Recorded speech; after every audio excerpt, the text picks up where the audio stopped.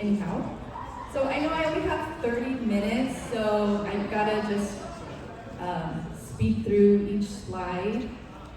So I'm sorry if it feels rushed. Right. So, okay. Since I'm a new face, I'm just gonna go over a brief introduction of myself. I'm Japanese American, and my parents immigrated here in '77. So yeah, my parents are immigrated from Japan, born and raised in SoCal, and been married to my husband for 14 years. We just celebrated this past April, and I have two boys, 6 and 9. They're crazy, rambunctious monkeys, but I love them to death. And last May, we moved here from Maryland, so our family lived in Maryland for 6 years, and so it's nice to be back home now. Love all the Asian food, it's so authentic. All right. So, what is love addiction? Can I just get a show of hands of who's heard this term before? Oh, okay. Whoa, only 2. Wow. When you look at this term and hear about it, like, what comes to mind? Like, if 3 or 4 of you could just shout it out. Like, what do you guys think it means? Love addiction. Cheating. Oh, cheating? Oh, okay. All right. Wow. Anyone else? Obsessed. Yeah, definitely. I'll be using that word. Huh? Consumed by love? Yes, consumed by love. That's a good one. Craving. Huh? Craving. Craving. Yes. Wow, these are great responses. So, yeah, basically, love addiction means what it says. Someone who's addicted to love, and they fall in love instantly.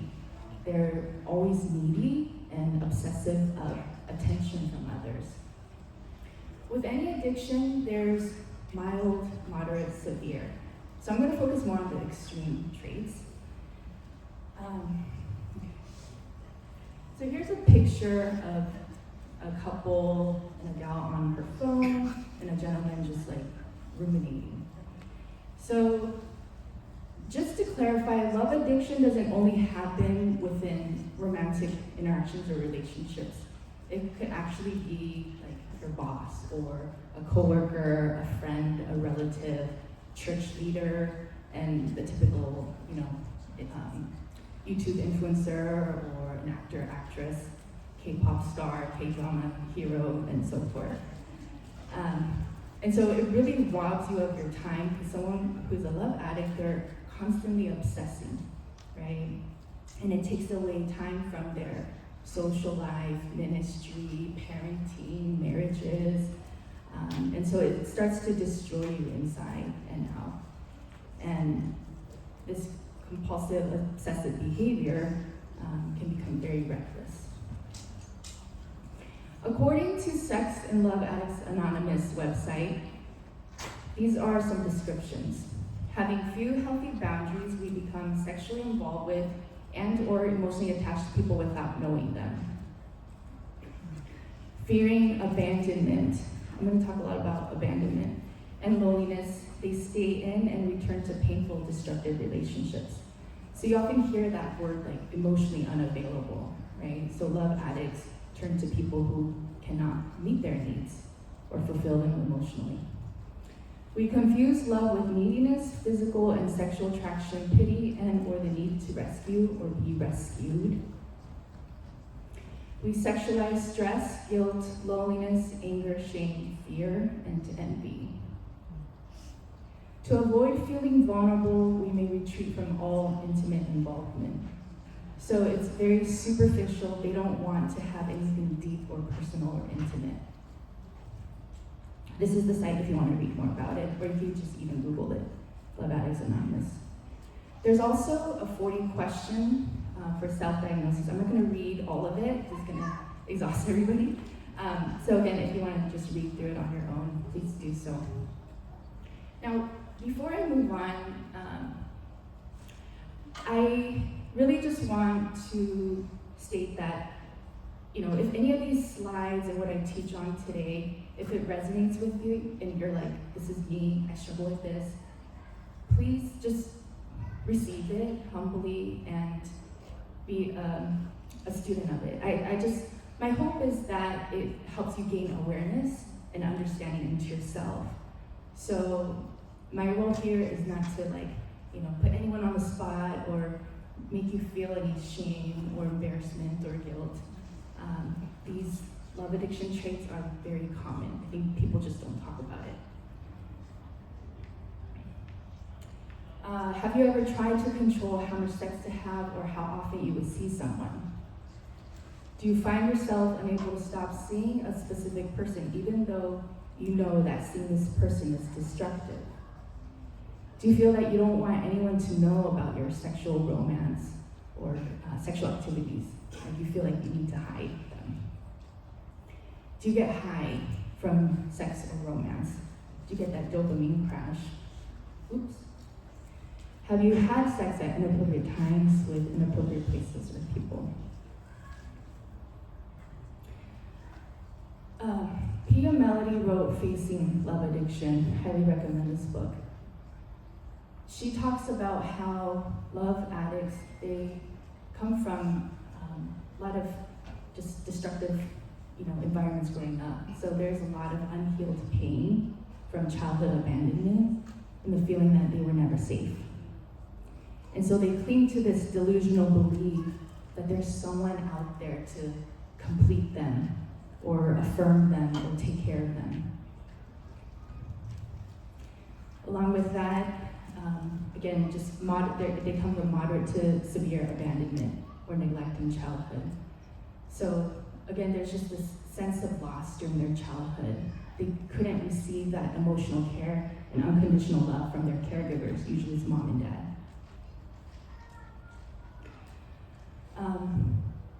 So love addicts, they seek the person who will relieve the stress of their original abandonment experience. It's very interesting, the last part of the sentence says, the love addict will invest this person with enough imaginary power and unconditional love to make the love addict whole and deliriously happy. So talk about just out of touch with reality. They have to come up with all these fantasies in their mind. So what do we do with our unhealed childhood abandonment, neglect, and pain? Before I get to this mental health self-care reel, I want to share a quick story about a client that I worked with. And actually, he's one of the reasons why I wanted to pursue a certification in sex addiction therapy.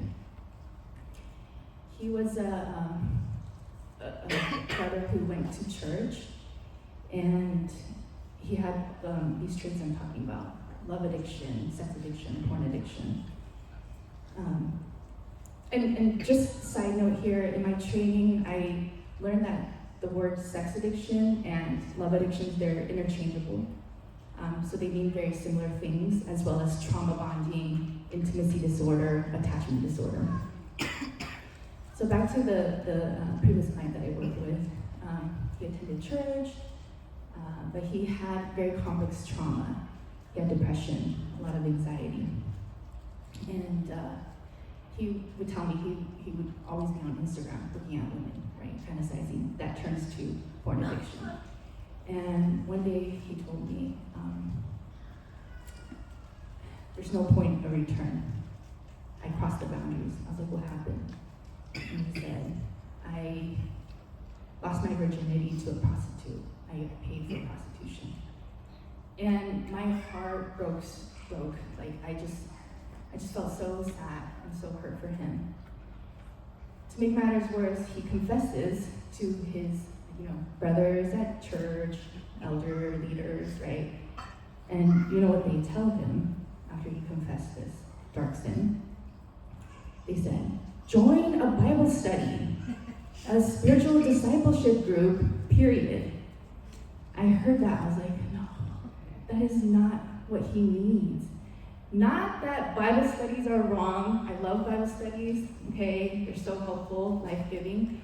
But for him, he had a very severe case of sex addiction, and he needed something more. And had I known tools, had I had the certification now that I have, I would have told him he needs to join a 12-step group. He needs to be part of a sobriety recovery group now where there's bands of brothers who are struggling with the same thing and who's gonna walk alongside him.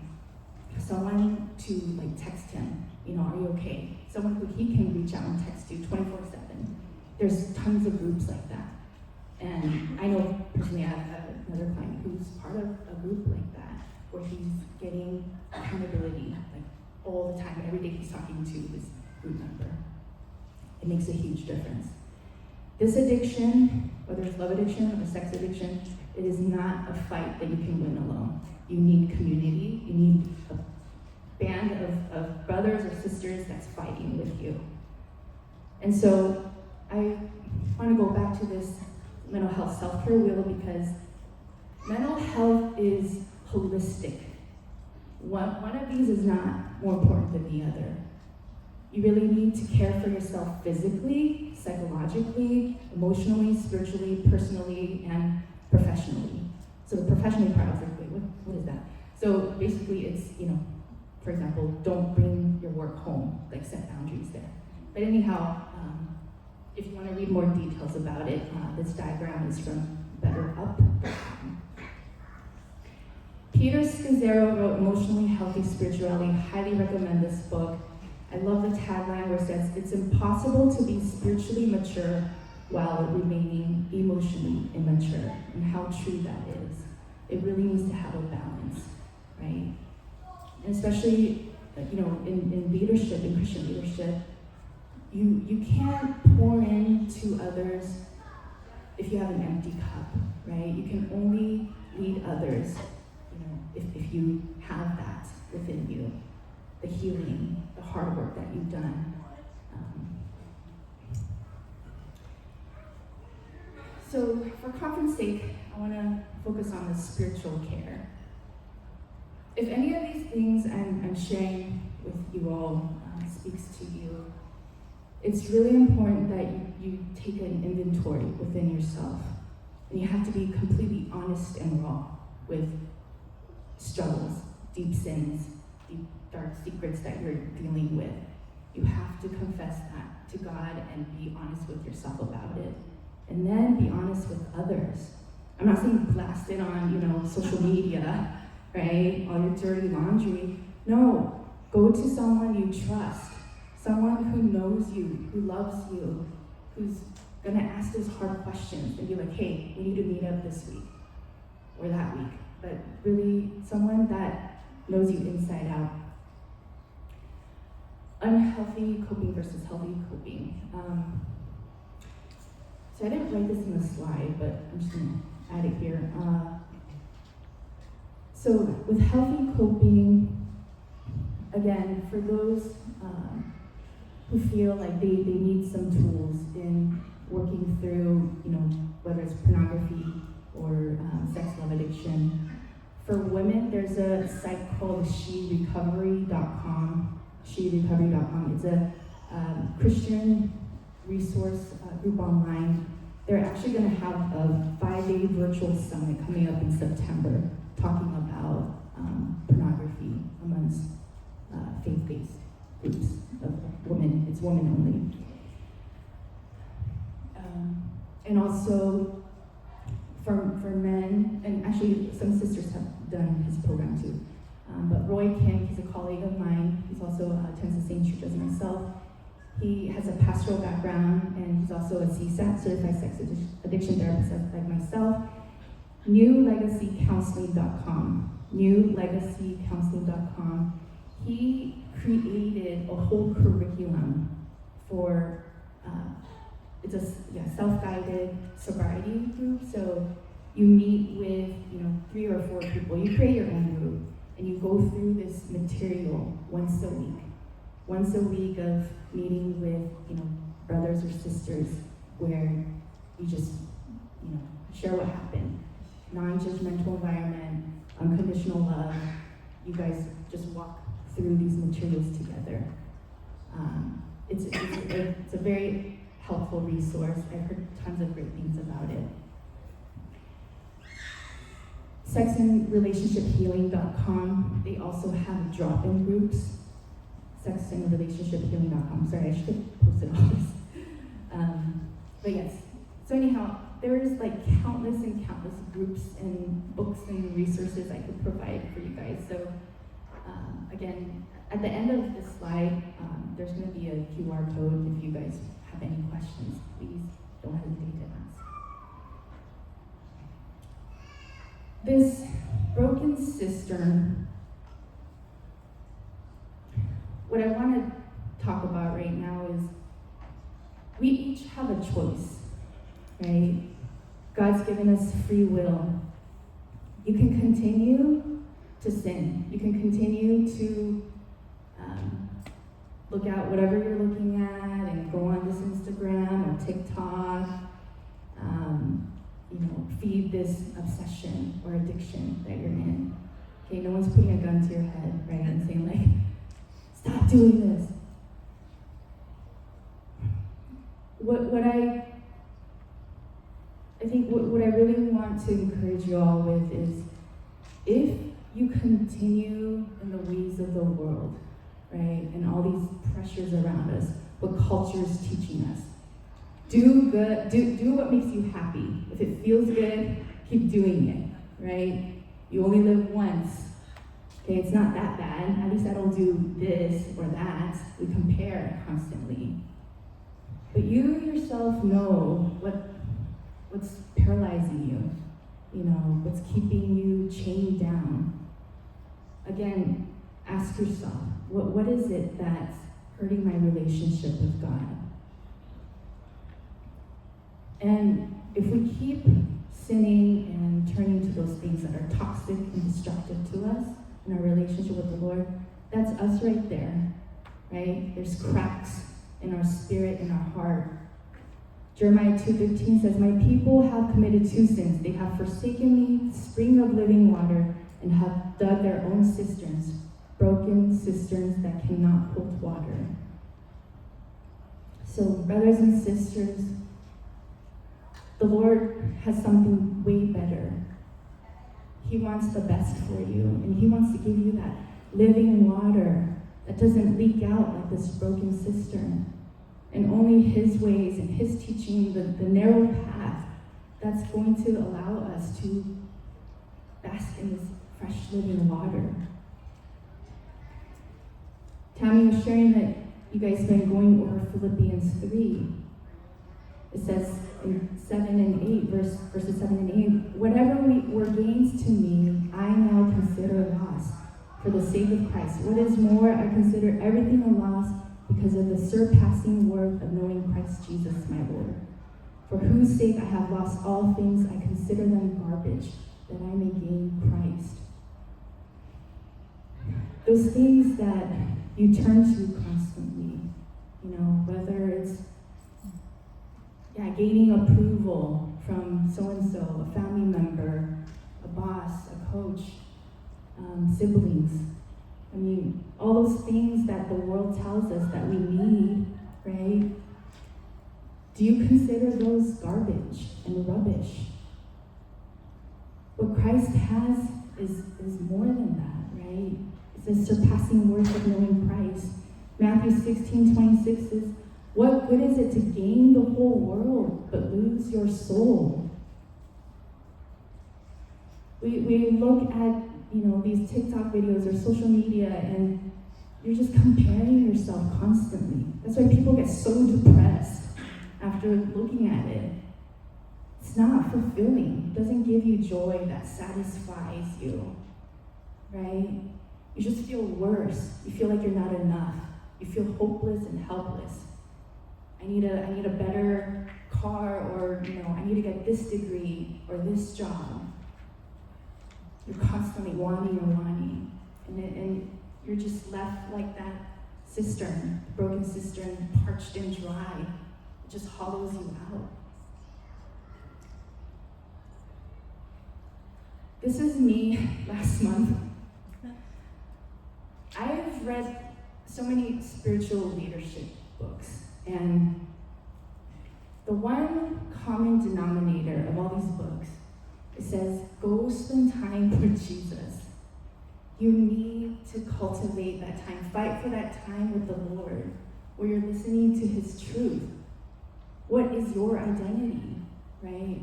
We could listen to all these lies in the world, but if we don't make that time with the Lord, your soul's lost. And so, anyhow, my husband, he's like, go. Like, I just needed to get away from everything. Kids, my husband, just the noises at home. I was like, I want that time. I need to be with the Lord.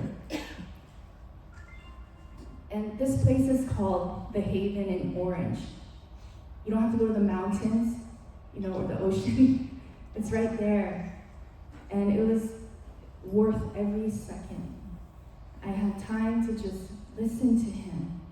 And there's a bookcase filled with all these spiritual devotions and books.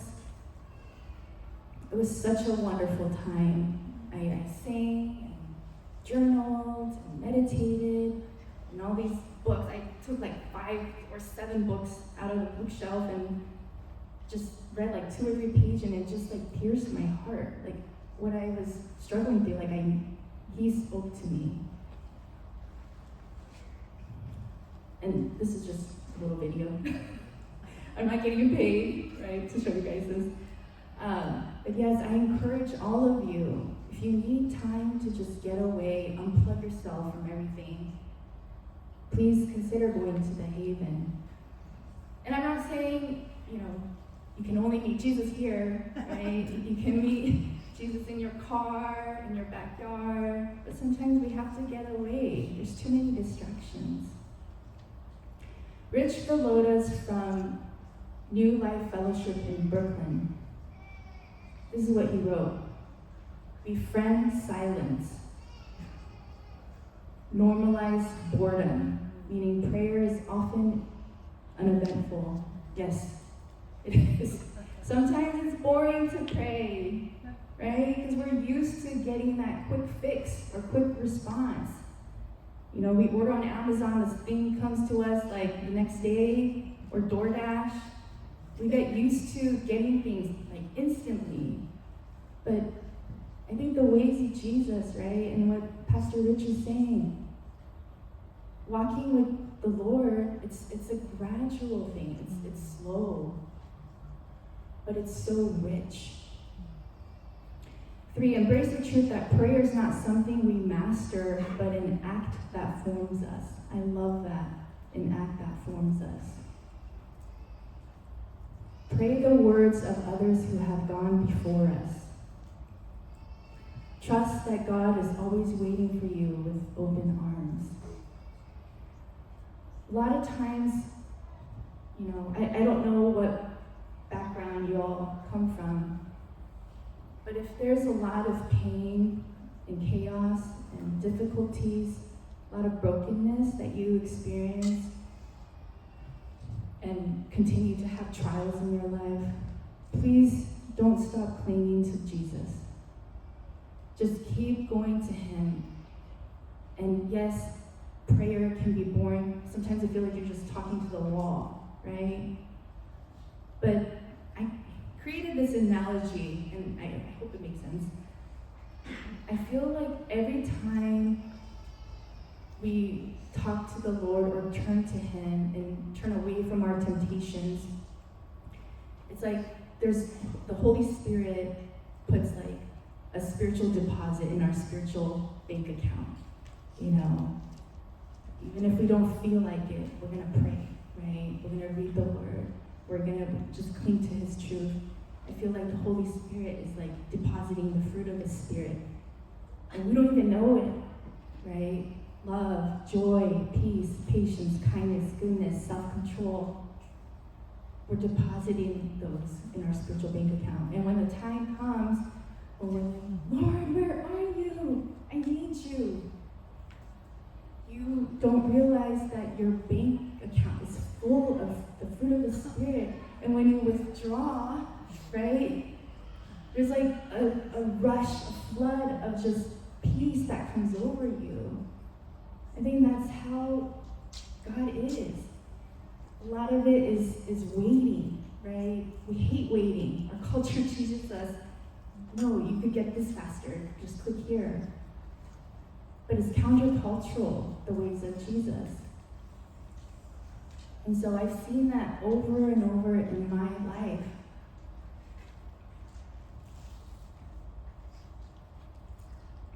This is called Father's Love Letter. And I time myself, it's like about 3 minutes if I read the whole thing. I don't know if I'll read all of it, but I really would love for you guys to look at this letter later. It's just a love bomb of who you are in Christ. And I just love this picture of this father throwing his daughter in the air and just delighting in this child. Because that's Jesus' love for each of you here. He delights in who you are. You are his treasured possession. And I talked earlier about a lot of the attachment disorder, right? With love addiction, it comes from those who have abandonment or, unsafe upbringing in their home. So as you look at this picture here, be reminded that Jesus wants to reparent you. Maybe things that your mom or dad couldn't do for you or still can't, right? It's a natural thing that we want our parents to fulfill us in every way. But they're broken also because of their past and whatever they grew up around. We want to blame them sometimes, but we can't. They're just doing what they've known all their life. And so all the more we need to go to Jesus and have him father us and mother us and tell us who we are. And some of the things he says, you are fearfully and wonderfully made.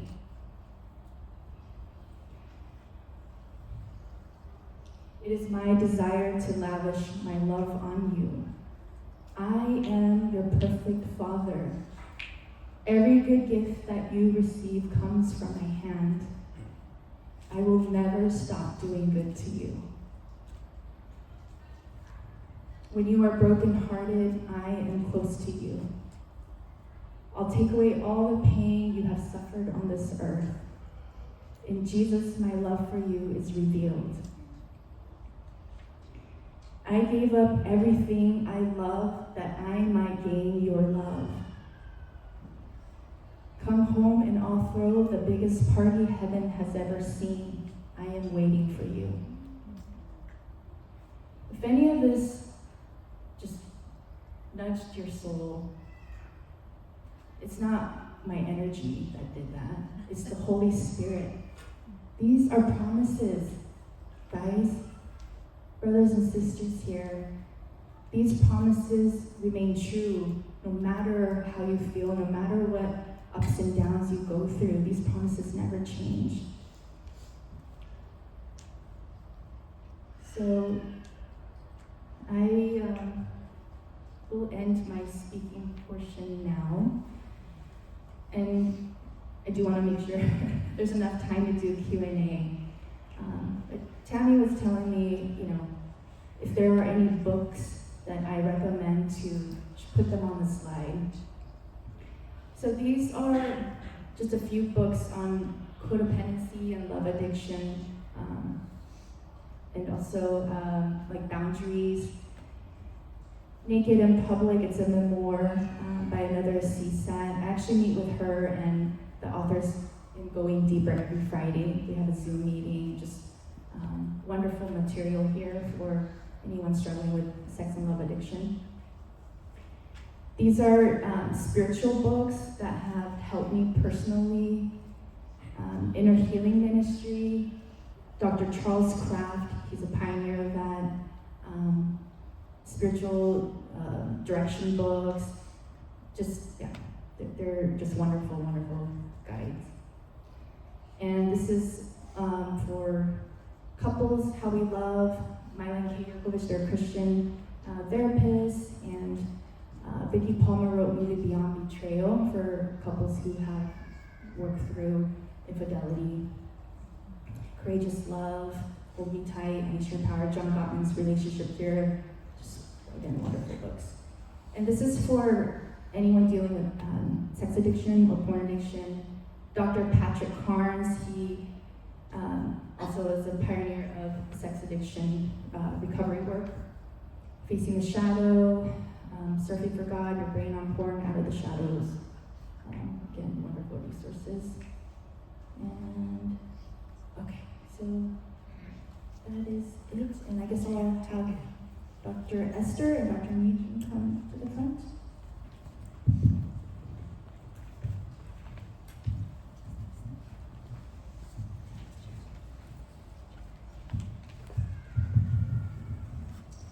Thank you so much, Rika. And while they're setting up, go ahead and scan the QR code to ask a question.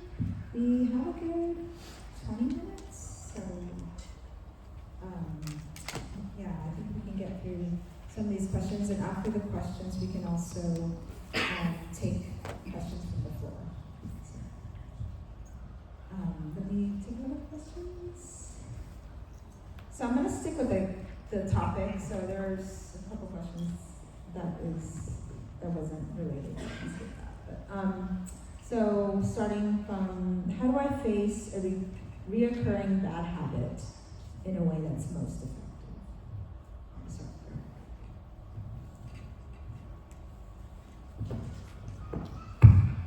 Okay, sorry, can you repeat that? Oh, how do we face a reoccurring bad habit in a way that's most effective? I'll start. Like addiction, yes. One thing that what we need to understand, if it is a repeating behavior, it is a behavior choices you are making, and it is also we need to understand your brain mechanism as well, because it's a habit is built over time. For example, we're brushing our teeth every morning because we know that's what we need to do in the morning, right? So if it is a habit, is that we are repeating it, over the time you are doing the same things over and over again, which means by doing it, your body is engaging with that particular activities or behavior, is creating it to your brain to create a neural path. That's what we call habit.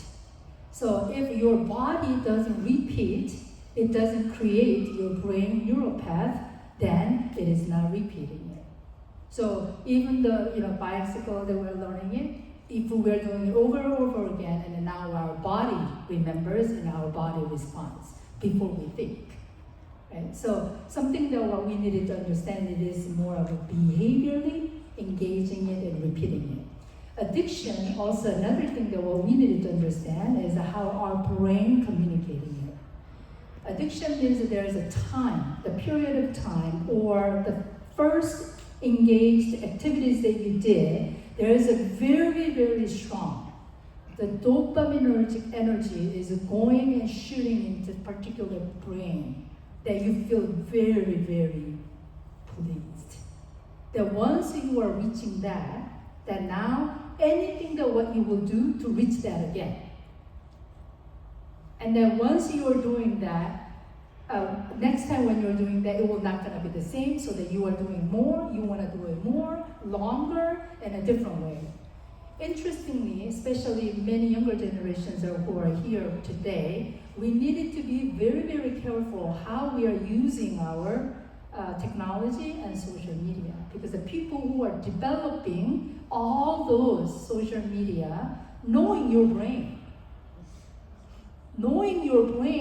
how to trigger your brain to be continue to reach that spot, using your boredom, that you are their consumer. You are, each time when you're opening it in that app, dollar sign is going to them. Right? So they will do everything to trigger your brain so that dollar sign can go to them.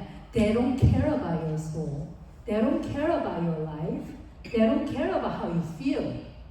They just want you to click so that they can bring income to their bank. So those people who are developing this using the BF Skinner's theory of behaviorism. So once you are doing that, you're anticipating to get something. So you think about it a little bit before you are actually getting that strong pleasure. Once you're getting that, actually it's a release, it's rather than it's a pleasure. But when do you get the pleasure? While you are anticipating to get it. So the anticipation is the dopamine, is not the getting it. That's why once you get it, it's done. You feel very terrible. Do you get what I'm saying here? Once you click, once you experience, once you're having an intercourse, feel good, but after that, what's happening? Empty in your heart. But to get that, right, anticipation is where you get the dopamine. I just want to make sure that, this question says bad habit, and this applies to anybody here. If you ever feel, I think this might be an addiction, I cannot stop it, no matter how much I try. I liked what Rika was saying, you cannot fight that battle by yourself. And it is okay to get professional help. And this is why we're here, and VAY and the leaders, they are proponents of getting treatment if you need to get treatment, right? Because this is a multifactorial issue. You saw that wheel that she showed earlier. You cannot sometimes just pray it away if it is a physiological problem in the brain, what Dr. Mijin is saying. So if you feel that your habit, whatever it is getting to that level of like, I just can't do it on my own. And if you try to keep doing it on your own, only guilt will continue, and then you will go remove yourself further and further away from the Lord. So there's going to be a QR code of a sign-up sheet for 15-minute consultations. If you wonder, should I go to therapy? Would psychotherapy help me with this? Would medication help me with this? That is a great time to sign up for that, because I know we're not going to have time to tackle every single question here today. So, Tammy?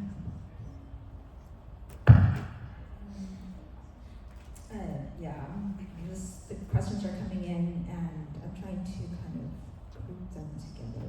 I think there's a lot of questions next about specifically sex and consequences spiritually.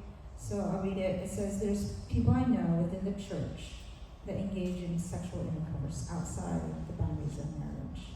What are the consequences of this spiritually? And how should I go with approaching them on the topic and consequences? Wow. Rika. So,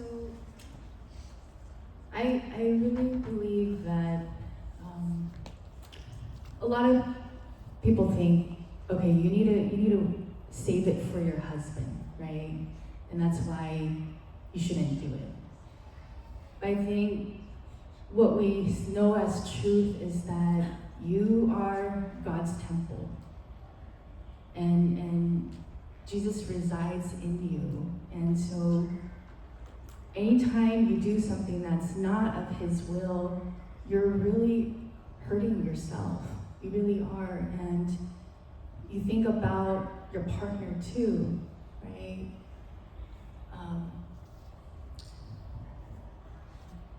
I think you really have to think about, like, how are you respecting your boyfriend or your girlfriend when you guys break those boundaries? Where's the respect? And if and when you guys do get married, that sexual sin, I think, is going to manifest in even marriage. You know, people think, oh, once I get married, I'm going to have sex with my wife or my husband, you know, and all the time, that I'm not going to need porn anymore. actually, that is a lie a lot of times, because marriage will really test that. When there's kids and your kids are born, you know, you're not gonna, the last thing on your mind is having sex, right? And so I think before marriage, you need to it's like training. Like, how are you respecting yourself? How are you respecting your partner? Because it's going to have like a long-term damaging effect later if you guys are not practicing that, you know, respecting that temple of each other where Jesus lives in you. And so self-control starts now, because that's a lie that, you know, once you're married, okay, my husband or wife, they're gonna stop pornography. No, sometimes it gets worse. And then that out of control sexual behavior can, you know, manifest into infidelity and affairs and yada yada, right? The list goes on. Okay. Is sex bad? Is sex bad? Answer is no, for time's sake. Okay, time's sake. It's not bad. That's a part of God's creation too, right? God created it for good and for the human loving relationship so that we can enjoy one another. So sex is not a bad thing, guys. I just wanted to clarify here. The same thing. Gain is not a bad thing. How much and how and who is the issue, right? Sex is not a bad thing. We just needed to understand that there's a biblical concept of a sex. But I think the Rika was mentioning that the actual deeper desire, the why you want to go after the physical affection and physical needs and that arousal. The sex is a human instinct. Like when you are thirsty, what do? You drink water, right? But we just needed to create this boundary that who and when the time is given to you, right? Within the legal and all that respect. So consequences will be so many depending on, right, the level of addiction that you do have. Actually, you may lose your family member.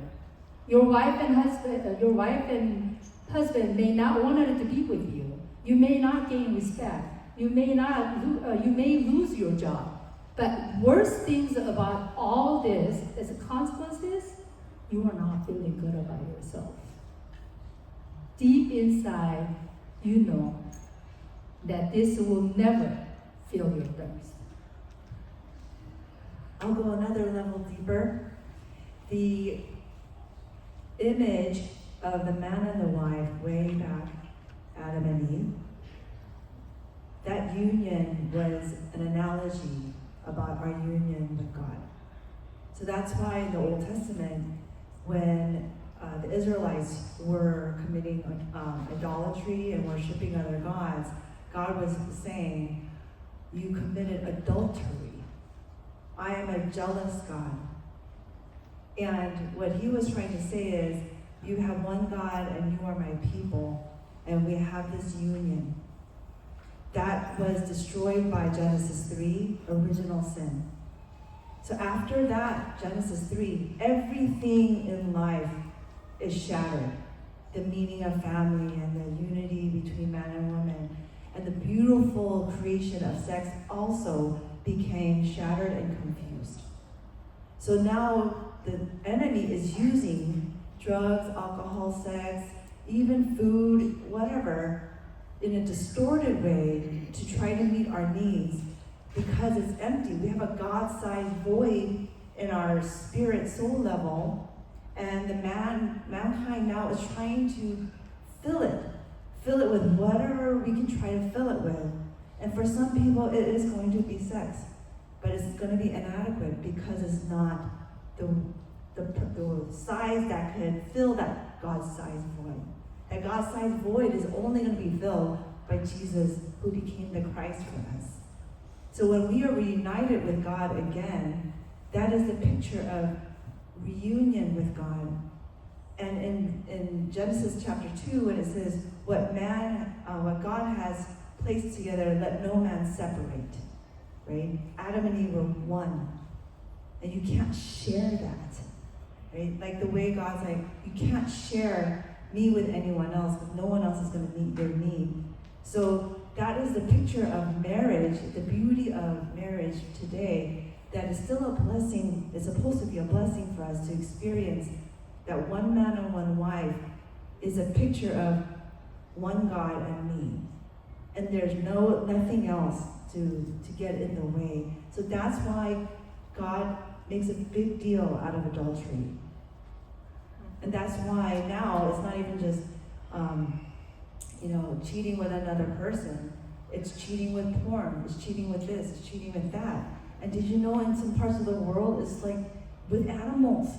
Because it's just such a distorted world now. So that's why I just wanted to bring it back all the way to Genesis and how Jesus is that answer.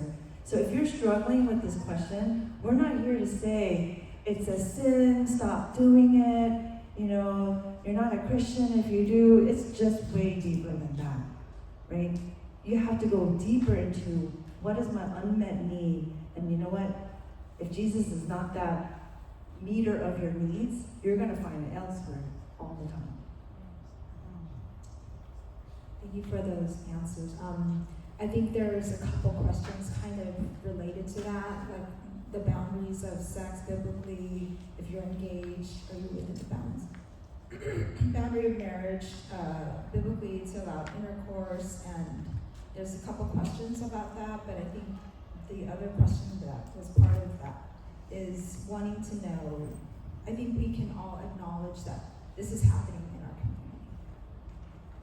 But the question was asking, how do we approach it? I think two things. What are the consequences? Maybe is that, I know you touched a little bit about that, but would you maybe speak on relationally, maybe? Like, how do we, in community? Because that was part of that question. So maybe can you rephrase what we should answer for you? I think your answer to that question is like it's deeper. It's that unmet need. And so I think the other part of that question is how do I go approaching on the topic and consequences. So I think that's like bringing it to community, like versus personal, trying to, you know what I'm saying? Okay. Let's think about it in this way too. Okay. So if you are parents here, this is why it is so important for your relationship with your children, especially fathers who are here, how you are treating your children, your daughter and your son will be impact on how they relate and build their relationship with others. Girls, you don't have to please anyone using your body. Boys, you don't have to get pleased by somebody else's body. Pleasure is quite temporary things you can get, right? But if you are trying to get pleased and release that your desire by somebody else's body,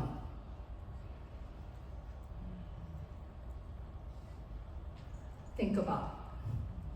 So I just wanted to say, if girls who are saying no, but they are not respecting, they don't love you. They just want your body. If guys who wanted to just be in a relationship to release your bodily desire, it's not a relationship. We are all objectifying each other's body. Not about the relationship, it's not about care and respect one another. They are somebody's sister and somebody's brother and somebody's children. We have to respect. It is not just the one person, but we all needed to do it together to respect and protect our community. We are not object of getting your pleasure. We are human beings to build a relationship and care and love one another. Thank you. Another question, talking about how do you remain focused on God when praying, since many distractions and temptations come when we do pray? Sorry, can I go back to that previous for sure. question? A sister told me recently about her trauma in her past. It really it riled me up with so much anger.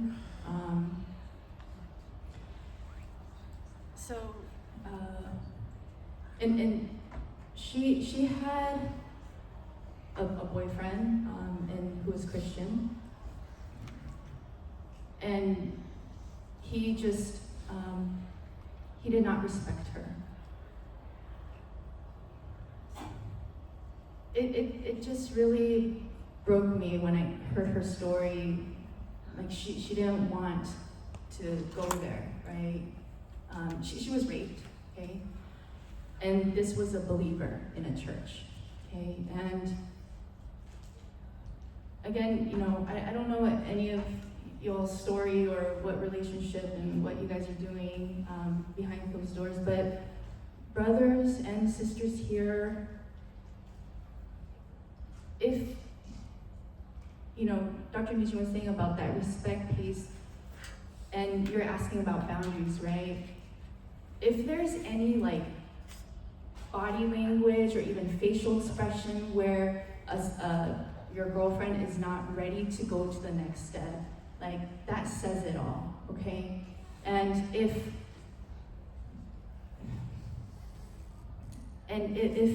that partner of yours is just quiet, that doesn't mean that they're saying okay. Because there's a freeze response. If that person that you're dating has some trauma or sexual abuse of some sort in their past that you don't know about, their body is just shutting down. And their whole body's like just frozen. That doesn't mean, yes, keep going.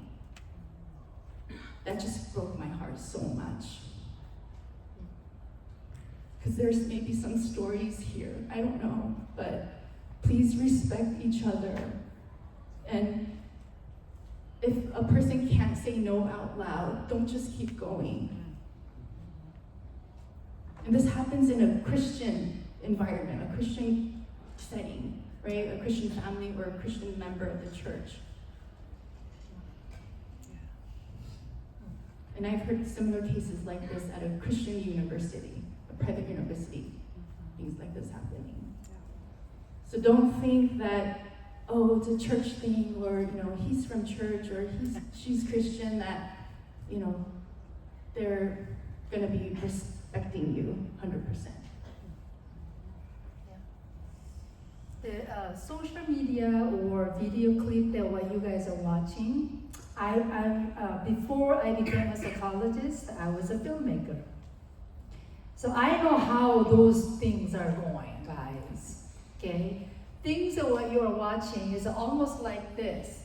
That all the staffs are sitting right here and two parties are on the back and they're showing you, but the camera and the lighting is going it so that it can give you arousal. As a product, it's not a real relationship. It's not a real thing, guys. That what you are looking at and looking through the screen is seeing that they are shooting it in some private room in order for them to make money again. Right? So you have to kind of face the reality of what we are watching, what we are engaged with. Is because it's not reality. It is the cheap movie production that they are making it in order for you to get your idea. And then now, including Hollywood and then everywhere, that became our love language. You know what teenagers are all talking about? Sometimes they are telling me in the session. They are talking about, especially guys. Did you kiss her? After. Did you sleep with her? That's their conversation, as if they're competing with one another who get first. It's a game. So we have to be aware of the love, how we defined, and how I am objectified to somebody else's pleasure. More we understand how we're engaged and how we define our relationship and friendship and love, the choices what you can make, boundary that you can set will be clearer. Thank you. We literally have 2 minutes left, so I think just knowing where your guys' background is coming, helping us understand, mentally, physically, spiritually, and the soul. So I think that piece is what you bring help for us. And so maybe kind of connecting with 2 last questions that might be helpful was that piece on like how do we focus on God when praying, when distractions and temptations coming. Terry, you just I'm lost. That's okay. I think I remember. So kind of that piece of spiritually, temptations, distractions. But then the other question I thought might be helpful was talking about like what does pornography do like to your brain and some of that. So maybe we can end on that. Maybe and yeah, there's so many questions and thank you for your openness and your honesty. There's a lot of question and pain, and maybe we continue to pray through this and ask the Lord to be present and reveal His will to us. Can you answer the second question first? So I highly recommend Road to Brighton. It's a YouTube video on just what you asked, like how the brain is impacted by pornography. Please watch that. That sums up a lot of just, the science behind it. And one thing too, your brain does not know when whatever you're watching or whoever you're with is like real or not. Because again, that, the neural pathway, right? We just the brain goes to what is exciting and that dopamine hit, right? And so if you think about that, that's really scary that when your brain takes over you, again, we're talking about like boundaries, right? People don't know how to discern those boundaries because the brain just takes over. It just wants pleasure and pleasure and pleasure and hit over and over and over. And so that's why they say it takes 90 days for you to reset your brain to do, no porn, no, of the sexual release or pleasure, like, because your brain gets so damaged when there's compulsive use of pornography. It's really scary. But Road to Brighton YouTube video, please watch that. The question about the prayer and distractions, I grew up, it's very funny that I really tried. And whoever asked this question, your heart is already so beautiful that you want to pray and without distraction. God already knows that heart. So I wanted to pray, and I sitting on my bed, and I thought that posture was very important, so I was kneeling, and then my head's on the pillow. So guess how long that went? 30 seconds. And I'd be in that position, not praying, but sleeping, until my legs fell asleep, and I'm like, oh, and then I went to bed.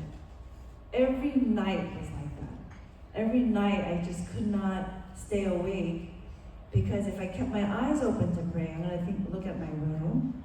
But if I close my eyes on my bed, I'm gonna go to sleep.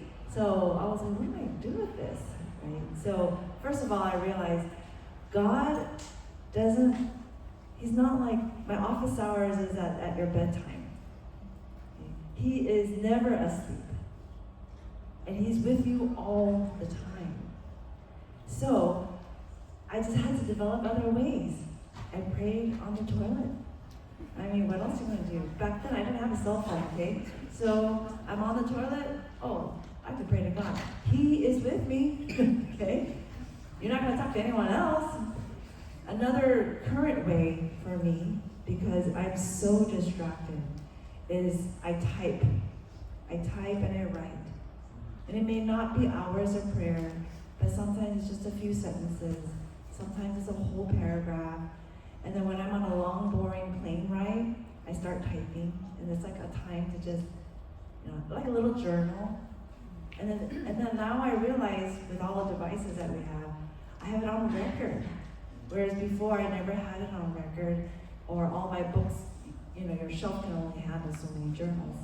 So that's been a really big blessing about devices for me. I would just make it short. If you are struggling with the boredom or distractions or scattering mind and brain, you may actually suffer from clinically diagnosable conditions due to your neurotransmitter imbalance. So, and also if you're having this impulsive, the decision that you're making and always a regret and then all that, it will be good for you to get some consultation today. Even if it's a 15 minutes, our clinicians are very well trained. So you can ask them if it is something that is treatable. Because, for example, one condition, ADHD, will give you a lot of distractions. Boredom, scatter mind, impulsivity, hyperactivity, visiting, and all that. Interestingly, research indicated that untreated or undiagnosed ADHD can lead, highly likely, to the addiction, including sex and game and internet, and then also getting into the accidents, okay, and high school dropout and all that. So if you are struggling any of those kind of things, please sign up and then meet our clinicians. At least they can guide you some help that you can get. Thank you so much. Let's give a big round of applause.